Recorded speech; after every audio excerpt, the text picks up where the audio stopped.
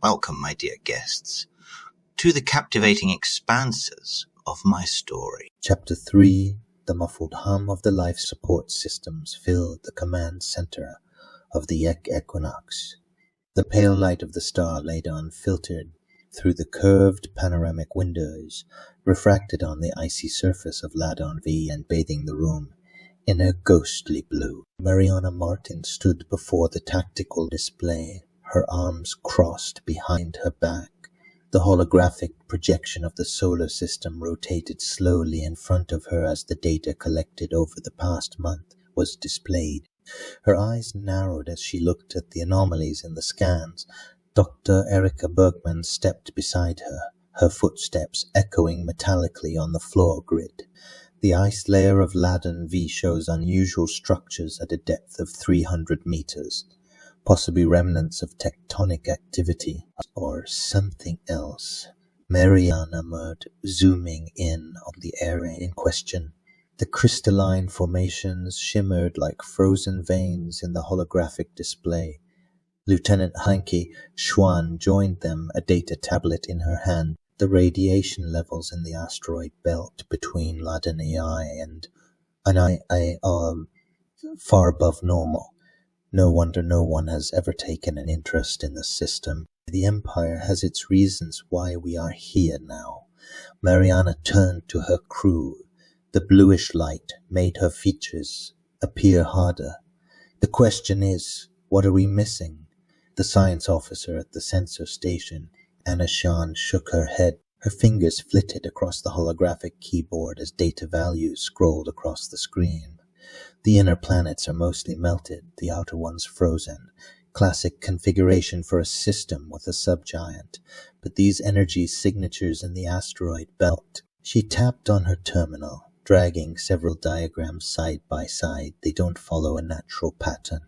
The frequencies oscillate at regular intervals.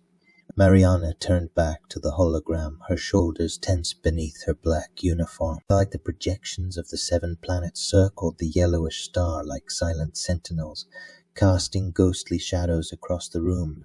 Each is a hostile world of ice, rock, or boiling heat. The light from the subgent made the surfaces shimmer in deceptively soft colors. 30 days, she spoke more to herself, her voice barely more than a whisper in the air-conditioned bridge air. 30 days, and we have more questions than answers. She touched the projection of Ladon V, magnifying a section of the icy surface. Crystal structures refracted the light at impossible angles. Dr. Bergmann, prepare an expedition. I want to know what lies beneath this ice. These formations are too regular for natural processes. At the current temperatures, we can stay on the ground for a maximum of 2 hours. Injected Lieutenant Schwan the equipment. Then we'll use those 2 hours. Mariana's voice brooked no argument. She had no intention of returning to the Empire empty-handed. Ladon's light cast long shadows through the command center as the crew prepared. Outside, the endless expanse of space stretched out as black and cold as the ice beneath them. Somewhere, there were answers to questions they didn't even dare to ask. Mariana Martin watched through the shuttle's viewing window as the icy surface of Ladon V emerged from the darkness. The planet resembled a huge snowball, its white crust crisscrossed by deep fissures. Blue veins of crystallized methane broke through the monotonous snowy landscape, forming a ghostly network that stretched across the entire visible horizon. The jagged edges of the ice fissures cast long shadows in the system's twilight, while the distant star Ladon cast its faint rays across the frozen desert. The shuttle broke through the thin atmosphere. Ice crystals clattered against the hull, creating a steady crunch that echoed throughout the hall. The engines howled under the strain. Clouds of methane swirled around the ship, leaving ghostly smears on the sensor windows. The stabilizers struggled against the turbulent gusts. Atmospheric composition, mainly nitrogen and methane, Dr. Bergmann reported from her station.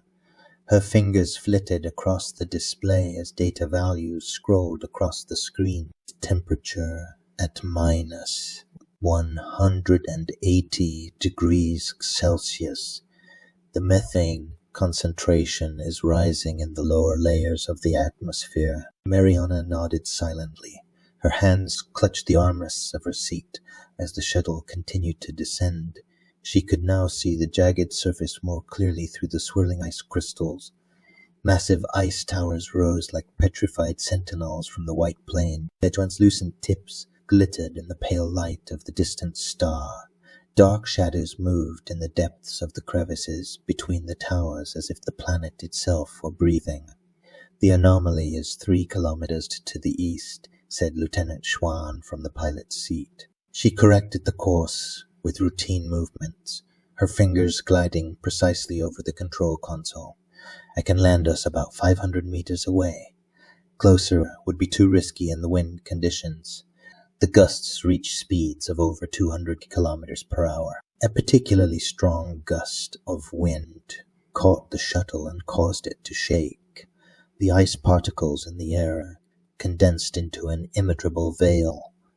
Only the muted glow of their instruments and the rhythmic hum of the engines broke through the ghostly atmosphere. The engines struggled against the turbulence, their whine swelling to a menacing screech. "Scanner range severely limited," Anassane added. The bluish glow of her display illuminated her face as she studied the distorted reading. "The methane concentration is interfering with the sensors. We're practically blind out there. The interference is stronger than comparable gas giants. Something amplifies the interference signals." Mariana felt her stomach tighten. The inhospitable surroundings seemed to be staring back at her.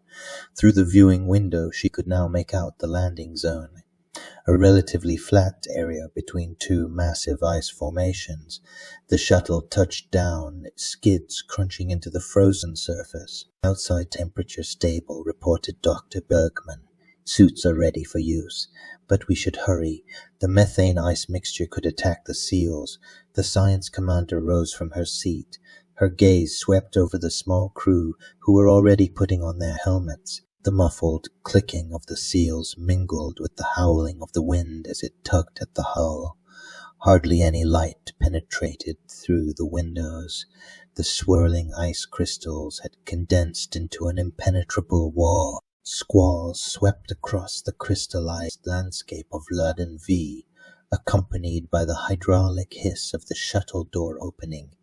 Commander Martin took her first step outside, protected by the massive shell of her thermal suit. The spikes of her equipment boots dug into the polished ice as she touched down, giving her a secure grip on the reflective surface. The xenoarchaeologist climbed out of the hatch, tightly clutching the portable analysis device to her chest. Its interface flickered in a pulsating blue.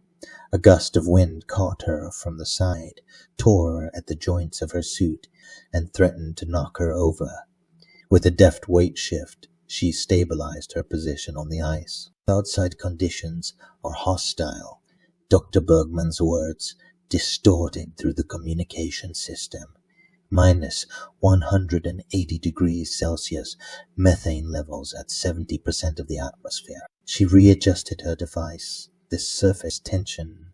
The ice is not behaving according to known physical laws. The molecular structure shows anomaly." At the shuttle bay, Schwan systematically checked the power units, landing props, and energy values. At the same time, Schwan swung her spectral analyzer in wide arcs over the surroundings. The darkness of space loomed over them like a black veil, punctuated by scattered stars whose light fought its way through the dense methane fog, shattering into ghostly colors. "The interference gets stronger the closer we get to the anomaly." Schwan readjusted her device. "The signal is at a frequency I've never seen before. It seems to be pulsating." The commander reached for the switch on her helmet. A glistening beam cut through the darkness, revealing an alien. The crystalline formations shimmered like polished metal, towering up to form enormous monuments. Jagged peaks pierced the night sky, their edges reflecting the light in hypnotic patterns. Methane crystals danced through the air like phosphorescent insects, carried by howling gusts. Heading northeast, the commander studied the flashing coordinates on the display. 300 meters to the anomaly center, she turned to her crew. Hold formation. Keep an eye on oxygen readings. Report any critical readings immediate. The team put one foot in front of the other with mechanical precision. The massive thermal suits and the increased gravity turned every step into a feat of strength. Under the weight of their boots, the ice cracked with a metallic crack. The gusts of wind tugged at their bodies like invisible hands, forcing them to make constant, corrective movements. The xenoarchaeologist froze in mid-motion. Her fingers flew over the display of the analyzer. These structures, her voice vibrated with scientific excitement.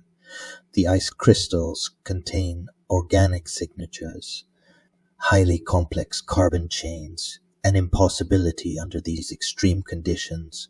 Something or someone has deliberately modified them, confirmed. Schwan pointed her scanner at one of the crystalline structures. The energy signature is getting much stronger here. It seems as if the ice itself is generating some resonance. Mariana looked at the huge ice towers building up in front of them. The wind had cut tunnels and caves into the solid ice, which gaped like dark wounds in the frozen landscape.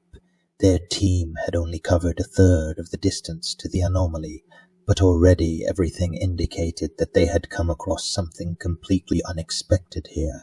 The icy wind howled across the white plain of Ladon V, tugging at the expedition group's environmental suits with relentless force.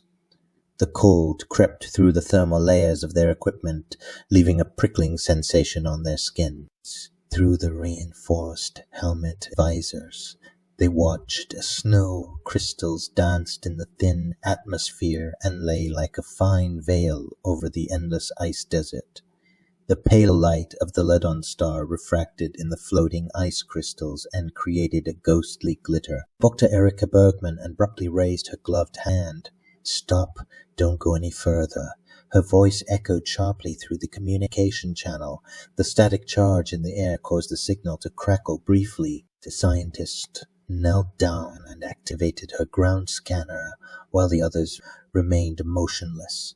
The LED indicators on her device cast a bluish light on her concentrated face behind the helmet visor. "What have you discovered, Doctor?" Mariana Martin felt the hairs on the back of her neck stand up. Something about Bergmann's tone made her shudder inwardly. In her years on research ships, she had learned to recognize the subtle warning signals in the voices of her scientists. Keeping of the scanner broke the eerie silence. The red warning lights on the display flickered in an unsettling rhythm. Erika moved the device in a wide arc for her while her fingers danced over the calibration control. The layer of ice in front of us isn't stable enough, 10 centimeters thick at most. She pointed to the seemingly solid surface stretching out in front of them, her hand trembling slightly in the icy wind. Underneath is a methane lake at least 200 meters deep. The molecular structure shows unusual fluctuations. Anna Schwan stepped up beside her and consulted her readings. The display of her tricorder cast bluish shadows on her tense face. The energy signatures are getting stronger. They seem to be emanating from this island. She pointed to a dark elevation that loomed like a huge shadow in the middle of the frozen lake. Her hand traced the strange geometric shapes that emerged beneath the icy surface. Lieutenant Schwan examined the surroundings through her visor. The displays in her HUD flashed ominously red. The temperature has dropped to minus 185 degrees. The ice will become even more fragile. The crystal structure is already beginning to disintegrate. Damn, Mariana gritted her teeth. As she ran through the tactical options, the anomaly lay before them like a forbidden jewel out of reach on their icy island. The faint pulsing emanating from it seemed to taunt her. Any suggestions? Dr. Bergmann had already taken off her backpack and was rummaging around. Her eyes shone with scientific curiosity. We could do ground-penetrating radar and spectral analysis from here. The data won't be optimal, but she interrupted herself as her scanner started beeping again. That's strange. What do you mean, strange? Mariana leaned over Bergmann's shoulder. The molecular structure of the ice is changing. Erika frantically adjusted the settings on her device, as if something down there is actively converting the methane. A deep rumble rolled beneath her feet. Fine cracks began to spread across the surface of the ice like a spider's web. Retreat, barked Mariana, now minimum 20 meters back. The team retreated hastily as the ice cracked and groaned in front of them. The dark shape of the anomaly seemed to pulsate in the distance as if it sensed their. The icy wind howled across the frozen surface of Ladon V as Mariana Martin and her group began their retreat. Their footsteps crunched in the crystalline ground that gave way beneath their boots. The cold crept through every crevice despite the thermal suits and made her fingers numb despite the heating coils. The bluish light of the distant sun refracted off the jagged ice formations and cast ghostly shadows across the inhospitable landscapes. Methane fountains shot out of cracks in the ice regularly and evaporated in the thin atmosphere. Dr. Bergmann continued to type data into her pad as they moved away from the mysterious anomaly. Her suit's sensors continuously recorded the molecular changes in the ice, while the display showed ominous red warnings. The structure is becoming increasingly unstable. Dr. Bergmann's voice came through the communication channel, and the tension in her usually controlled voice was audible. The methyl hydrate concentration is rising exponentially. The measuring devices are already sounding the alarm. I've never seen levels like this before. Mariana quickened her steps, the snow crunching under her magnetic boots. The shuttle was only 200 meters away, its metallic hull reflecting the pale sunlight like a beacon in the icy desert. Keep the logs running. The science center will cut their teeth on this data. And the cold bit through her suit as the wind tugged at the sensors. A deep rumble vibrated beneath her feet, the tremors growing stronger with each passing second. Lieutenant Schwan, who was securing the team, whirled around. A weapon trembled in her hands. Commander, massive structural changes in the ice. The integrity is breaking down. Anna-san consulted her instruments, her fingers flying over the display. The energy signatures are becoming chaotic. The readings exceed the measurement scale. Something is destabilizing the entire. A deafening crash interrupted them, the noise echoing through their helmets. Mariana turned around and froze for a split second. The scene burned itself into her memory. Behind them, the surface of the frozen lake cracked like shattering glass.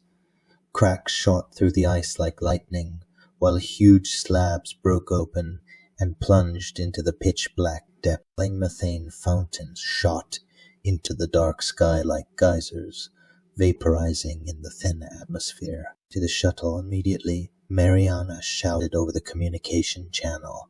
Her voice almost cracked. Full speed.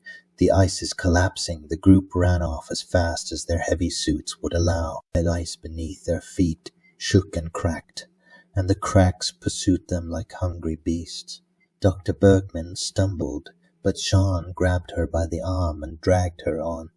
Mariana activated her communicator. Equinox, Martin here. Prepare for emergency extraction. The lake is collapsing, another jolt sent her reeling. Schwan intercepted them only 100 meters from the shuttle. The crashing and bursting behind them grew louder, accompanied by the hiss of escaping gases. Sensors in their suits howled in alarm.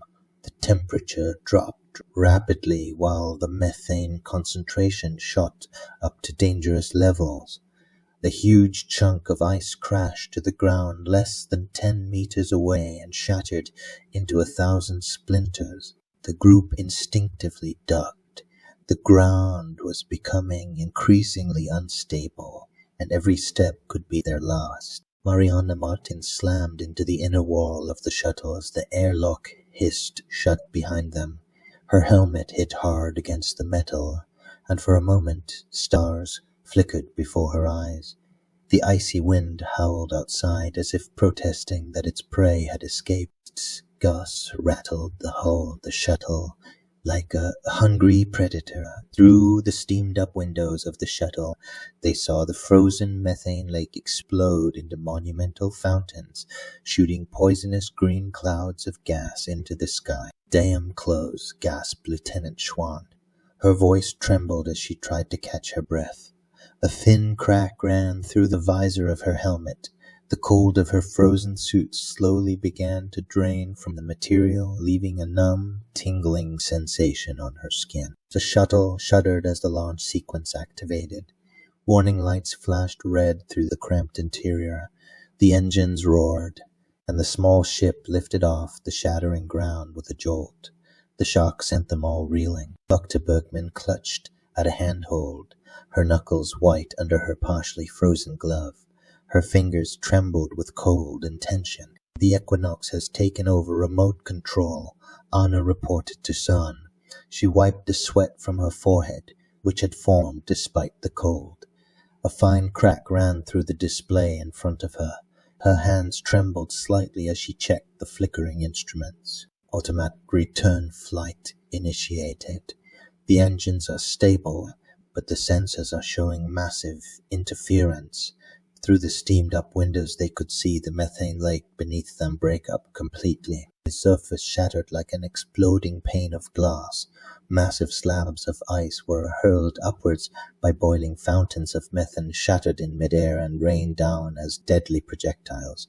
There was something majestic about the sight, a primal force beyond their control. "Already, cryovolcano," Dr. Bergmann murmured. She had pulled out her analyzer and stared spellbound at the wildly swinging readings. Her scientific curiosity drove the exhaustion from her face for a moment. The methyl hydrate concentrations must have reached a critical point.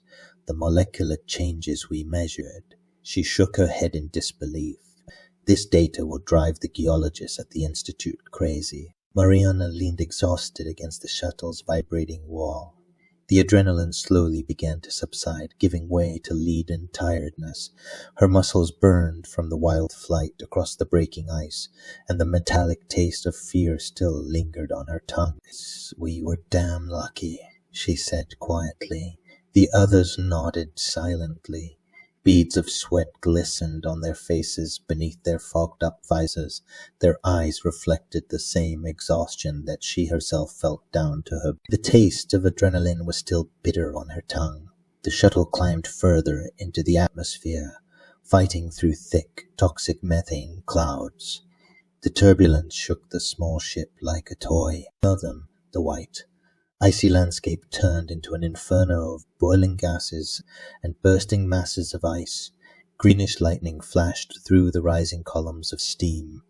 The cryovolcano seemed to take up the entire horizon, engulfing the planet in its fury. "I think that's enough adventures for now," muttered Lieutenant Schwan. She rubbed her aching shoulders, wincing as her fingers found a bruise.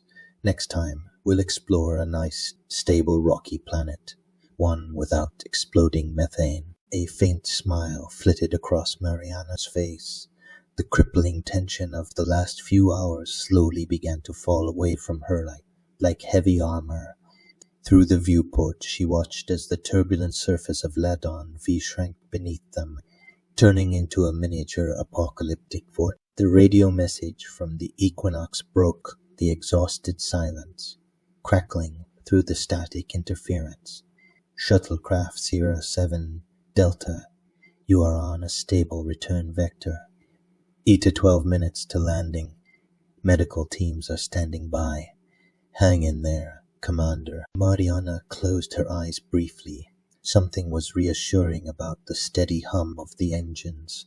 They had narrowly escaped death, but they were alive, and they had made a scientific discovery, even if the investigation had been more dramatic than planned. Hey, I would be happy if you could give my video a like, leave a comment, and subscribe to my